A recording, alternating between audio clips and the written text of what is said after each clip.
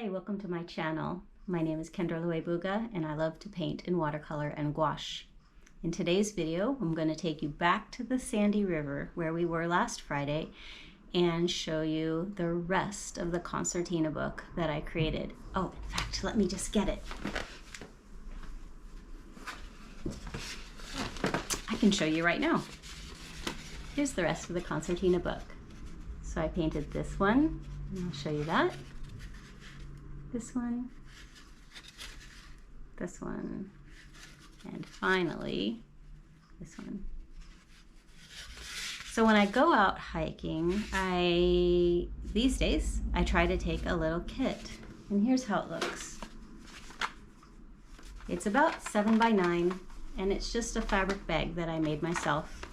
I fold up this little concertina book that's made out of, this one's made out of 156 pound cold press arches watercolor paper, which I buy in a big roll, and it's probably about 4 inches by 6 inches, all folded up, and however long that is.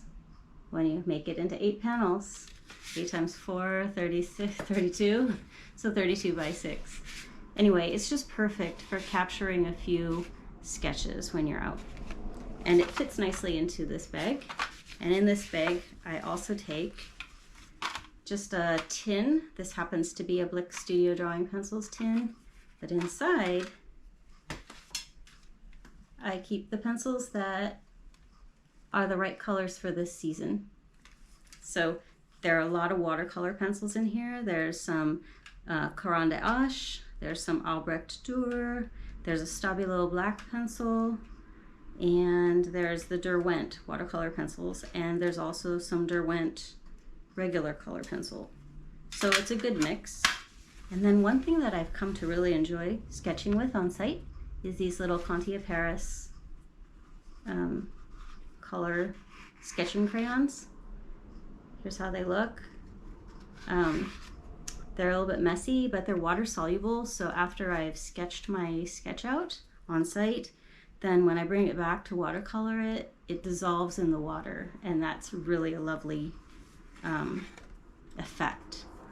So I take those, and I try not to do many watercoloring out on site, but I have a water brush where the water stays in this vessel. You just fill this piece up, and then you just squeeze in order for it to be released into the nib. I've used this when I've gone to Mexico quite a bit, but you know, for my watercolors, I watercolor rather wet, and so when you're very wet watercolorist, you need to leave it to dry for a while, and you want it to dry kind of slowly so that the paint soaks down nicely. And I'm finding that I like to sketch when I'm out in the nature, and then I like to bring it back into the studio to do the watercoloring so that I can give it really adequate time to dry. All right, let's go take a look at what we did this week. Okay, here we go on the third panel, and I was sketching this at home on a cold and rainy day, much like it is exactly right now. So this is sped up to 4 times, so I don't draw that fast, and then I've just put up a picture of the picture I was looking at on my iPad while I was drawing this. It's the hillside, and if you want to see a video clip of that hillside, you'll have to look at my video from last week. It's great. All those colors of the earth really struck me, how they're all laid out, right? We know that the earth lays down in ribbons, and so that was really hitting me when we walked through the woods, and that's why I took the picture and a video of it, and that's why I'm drawing it as you see me on the screen. So what I did right there with all the blacks was to start to lay in where I see the darkest values in the picture. That's one really important part of making art, is to pay attention to your values. I think if you ever have a frustration with what you're trying to accomplish in painting, I would say the one thing is if you just look at what your values are. Do you have very light lights and very dark darks? Because if you can bump those up and create contrast, I think you'll find a lot of success with your art. That's what I like the most about my art, and that's what I constantly do. If it's not light enough, I add some white gouache. And if it's not dark enough, I go in with that Stabilo pencil or whatever else that is a really strong black or dark brown, and I just go for it. Okay, so I'm working here with some color pencils and some Caran d'Ache water-soluble pencils. They're like watercolor pencils, but they are not as soft as some of the other watercolor pencils. And so they will react when you add water to that Caran d'Ache pencil markings, which is great, but it kind of works in a different way than Derwent or Albrecht Dürer, the Faber-Castell pencils. If you're just starting out and you haven't purchased any watercolor pencils yet, my advice would be to just get a variety of different brands, because they all have a little bit of a different mix in terms of how smooth they go down or how water soluble they are once you start adding water. And every one of them has pros and cons, right? It just depends on what you're working on. So I've found that I use all of them. Some of them were given to me and some of them I purchased. Some of them I purchased in kits of 12. Some of them I just purchased one by one. But pretty much I use every one of them. So I would say buy as many as you can and just go for it. Okay, so now we've gone down to just doing 2 times speed, just a little more calm. And I'm laying in the colors of the earth. This is a mix of Pyrrole Red and New Gamboge, which is a kind of a warm yellow. And so I mixed it on my palette before I dropped it onto the page. Now up here is more of a, just the New Gamboge is coming down, because I want to emphasize the striations in the landscape that I see on that cliff face.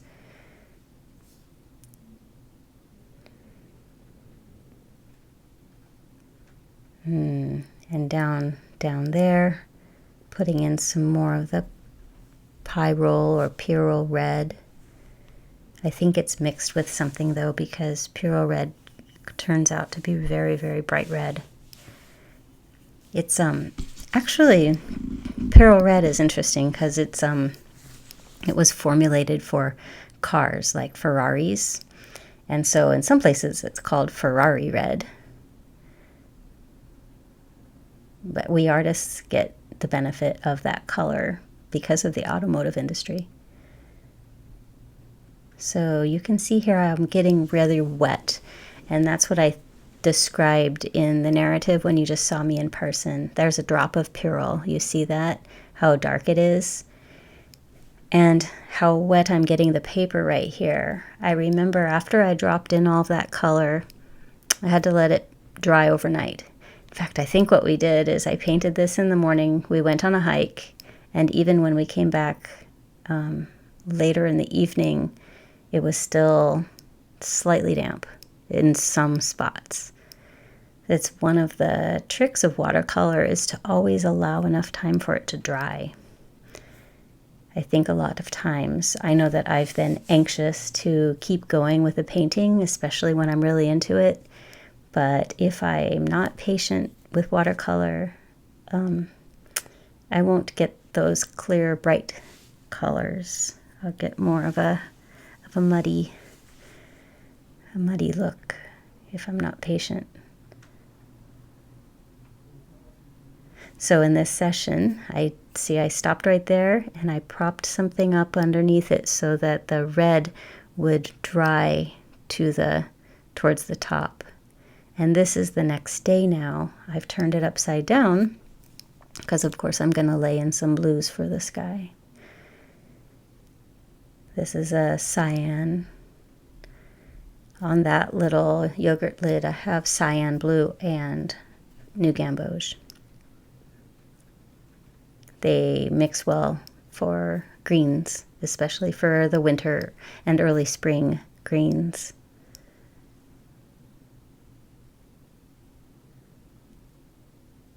So as I'm dropping in the sky blue, the only things I'm paying attention to are that I know, theoretically, I know that the sky is a deeper blue towards the horizon. So deeper down, I'm going to get a stronger blue, though I'm not feeling totally tied to reality with this painting, but I know that that happens. So in some places you'll see that I've created the blue, you know, further down into the ground.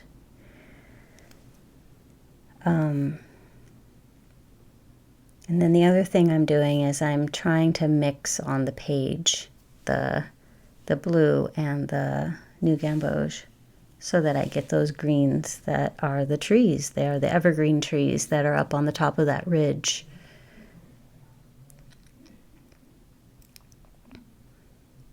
See, now I had to go in a little stronger with the blue because I needed some. I needed to emphasize that color a little bit more. In the end, this painting feels to me almost like a rainbow because it goes just from one color to the next all the way up through to the sky, which is cool.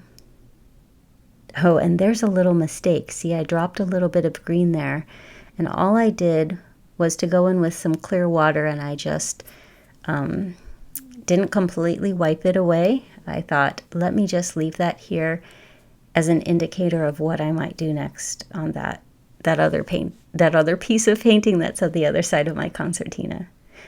You'll see that a little bit later on in the video here. You'll see the work that I did on that other painting,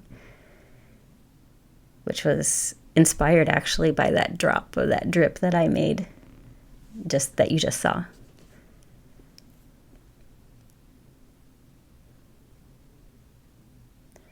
So I'm carefully just going around the limbs of the trees here. I do have, I think on those trees, I have a little bit of those Conte Paris sketching crayon white that I drew over the top of it, because it does provide a little bit of a mask so that I don't get any color on the tree, because the trees are all white. They're like birch or something, and so, or they just all show up white against a cliffside, and I wanted to keep it that way, but I didn't want to go in with masking fluid or anything strong like that. So I just painted around, and I knew that if worse comes to worse and I put too much color down and I, get over the top of my limbs, I can always come back in with either gouache or acrylic white and bring those whites of the trees back in. So I wasn't being too overly careful, just a little bit careful. There we go. Now I needed it to dry, and now it has dried. I've gone for a walk in the neighborhood, and I'm refreshed, and I'm ready to start again. So now here I'm going in and looking for colors that might pop against the greens of the trees that I have there. And I just wanted to create a bit more texture in that part. Sort of a tree-like texture, but I wasn't thinking too carefully about it. I have to say that I was just working in my right brain and being very visual and going with every impulse that struck me. If I wanted to reach for, a blue color in order to do the trees, I just went for it. And I really suggest that if you haven't done that, it's a great way to work, because it's just a little piece of paper. It's just here to create pleasure for us in the moment. Pleasure, relaxation, that's what it's for. So there I am. I'm finding a color that works. And like you can see, all the different brands that I have, different ones are just good for different things. So you got to try them all.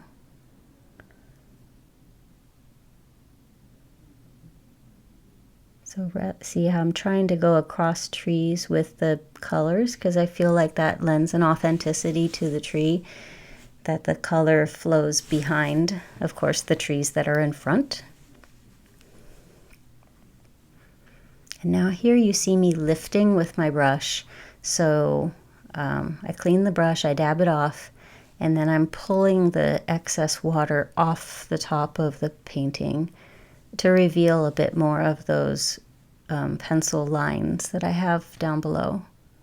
You see I pulled it there. I kind of turn the brush in order to lift that water away. It's a different kind of way. You can, of course, take a piece of paper towel and just dab it. I feel like that takes up a little bit more. Of course, I use that strategy too. I pick up with a paper towel, but it's more aggressive, whereas the trying to lift with your brush is rather gentle. So here I'm going in with the red pencil, watercolor pencil, and emphasizing those lines in the earth with lines and dots. And when I take the pencil off to the right side of the screen where you can't see, I'm dipping it into the swish water in order to wet it so that it reacts with the paper. The other way to do it is to wet the paper, and then you can use those pencils and it'll get much the same effect.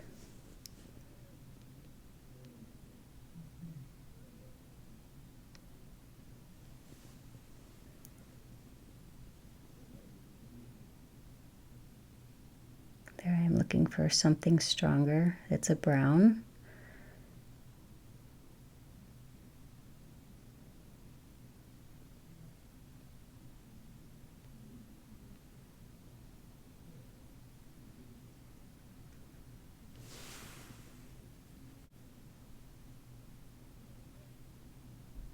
And then pretty soon I'm going to grab the black Stabilo pencil and bump up the values a little bit there. Maybe as you watch you can guess what the next thing is that I might do. That might be an interesting exercise actually.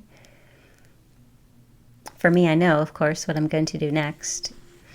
What I see is that the trees don't have enough depth to them, and they don't show any kind of the shadow. You can see the shadow lines on the ground, yes, a little bit, but you can't see the shadow lines on the back part of the tree, which is clearly there in the photograph, and of course it was clearly there in real life. And so that's going to be one of the next things I have to lay in, is that depth of the trees, to show them that they're not you know, flat pieces of paper that are stretching up. They are round, so they have a dark side and a light side, especially on a sunny day like this was. And I'm also bumping up the value of black in those places where I colored with the Conte Putty sketching crayons. Those ones are more granulated.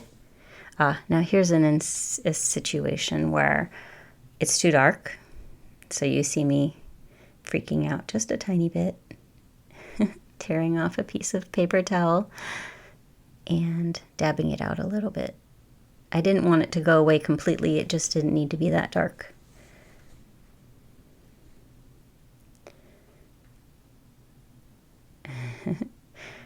My thinking hands. Get some more of those dark values in there. Those dark values up under the trees were really important because those trees did cast quite a strong shadow onto the top part of that hillside. And they give a nice top to the cliff. I mean, yeah, it's nice. It's a good way to kind of have the top third of the painting separated from the bottom third with this sort of line of chunky black shadow shapes. Yeah, and here now I'm starting to give depth to the white trees.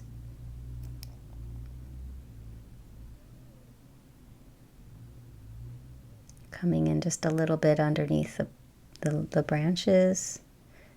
Some good color at the bottom, at the base, and then on the left side to give them that shadow line.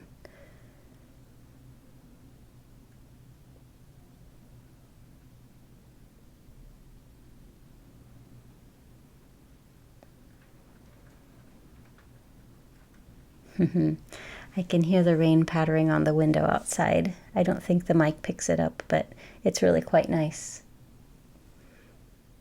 We're going to have rain in the Pacific Northwest for the next 3 or 4 days, but at least we're not as bad off as California because they are getting rain and they are not used to it, and they're getting snow, and it is epic.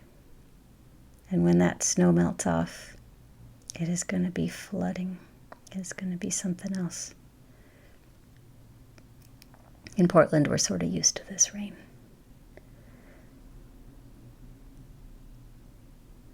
All right. Kind of putting in finishing touches. Do you see how this whole session really on this panel was just all about values? I think it was all about getting those darkest darks and lightest lights. And there's that picture. And now I'm going to show you how I took that little dab of green that was kind of dropped by mistake onto this first panel, a panel that I sketched on site. So this was a tree on the side of the Sandy River that I just sat on a log that was hanging out over the river, which made a good place to sit. And I just started sketching this tree. And there's a photograph at the end of this painting session of this actual tree. So you can see for yourself what parts I edited out. So what came up for me when I saw that part that I had dripped down that was green was that, of course, behind this tree, there's other tree, all this bramble of other tree limbs and everything. And it gets very busy very fast, and I didn't want the painting to feel busy. I wanted it to feel peaceful and sunny. And so what I did, see, I let it dry a little bit, so that's how you saw the change, is I just went over the whole thing with the yellows, the new gamboge, and the cyan blue, but mostly cyan blue that was mixed on the palette with that new gamboge. So it was just 2 colors, which of course make the 3 colors. And I didn't make them all green because I wanted you to mix it in your mind. I wanted you to look at it and mix those colors in your own mind. And I'm adding depth to these tree limbs. I'm adding the shadow lines with the Stabilo pencil. And then at the base, the too bad thing is that my camera was off when I was doing most of that work, but at the base I had a nice green down there, and then I just went over with the Stabilo pencil, and it made such wonderful lines. And here I am about to go in and make some more of those great lines. I can't control them totally, which is great, so I just made these lines that are, some turn out really juicy and dark, and some of them turn out more fine. But it really gives the sense of all of the thickety brambles that are down by a river that changes quite a bit throughout the year. You know, for most of the year, this tree is underwater. And all those brambles that I'm drawing are underwater. Okay, here comes the picture of what I was painting just now. What do you think? Pretty realistic? Okay, and for that last panel of my concertina book, I drew a drawing from a video that I shot. Here it is in the lower right corner.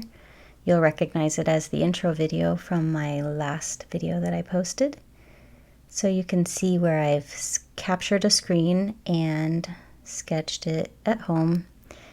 And I put on the first layer of color, and now what I'm doing, it actually went really fast. I was putting down some of that red watercolor pencil, and then I just swiped my brush over the top of it and then let it be. So what can I say about this one? It's a lovely scene. It's a great composition. And so what I'm doing here in this painting session, I'm sure the next pieces are to start to show the shadows under the rocks and on the bottom sides or the left sides of the trees. That's a Caran d'Ache, which actually is very nice for the mossy bits of the trees. And even the Conte sketching crayons, they activate with that water. So all I have to do is swipe my brush over it where I want it to activate. So here I am drawing in the mossy bits and then activating that color. It's really fun. It's really fun to do that, especially if you're not too tied into controlling things. If you are tied into controlling things, watercolor is very good for you because it will teach you that you can't. So there I started in with that Stabilo pencil, and did you see that I just put water on the paper and now I'm sketching, almost looks like a signature. But that will all dissolve in a second into something totally different if you just sort of watch that carefully and don't get distracted by me coloring in the moss. That's all going to do its thing in the water and just leave the texture that I'm indicating as those scraggly bits that are at the base of those trees at the edge of the river.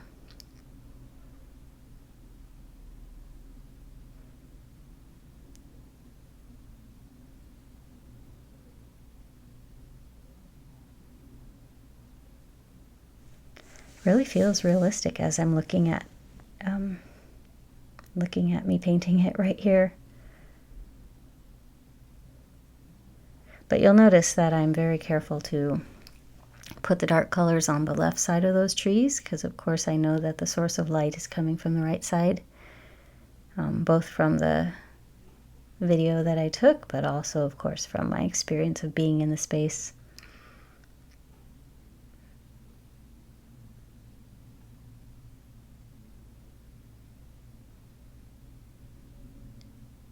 The mossy one that fell down.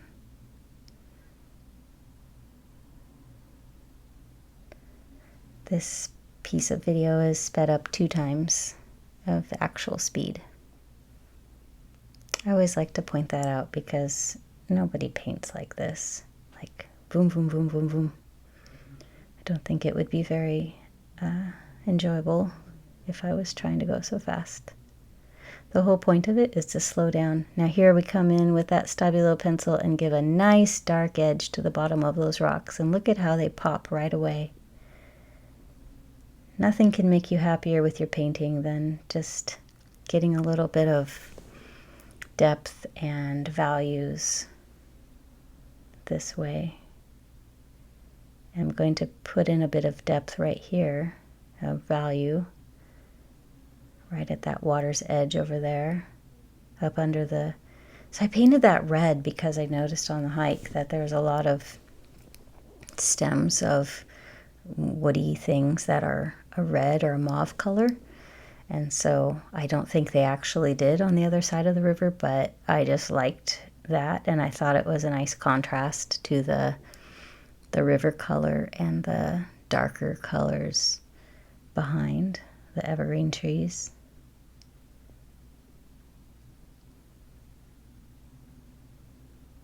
Now you see me laying in more of that dark color again, and you see how much that has just sort of dispersed from when I first drew it. That part down in there. All right, so at the very end, here is the first panel. And the second panel, which we saw more of in the first video that I posted. And here's our cliffside, all dried and done. And finally, the painting we were just looking at. All right. At the very end of this video, I'm going to give you a little preview of next week's video. We went to Silver Falls State Park in Oregon. This is just outside of Salem, and it's the largest park, state park in Oregon, and it was beautiful. It was cold, and there was snow on the ground, which we were very surprised to find at late March. But it was a gorgeous, gorgeous hike. And so I'm showing you some clips at the very end of this video. And then next week, we'll look at some sketches that I'll be making next week of that hike.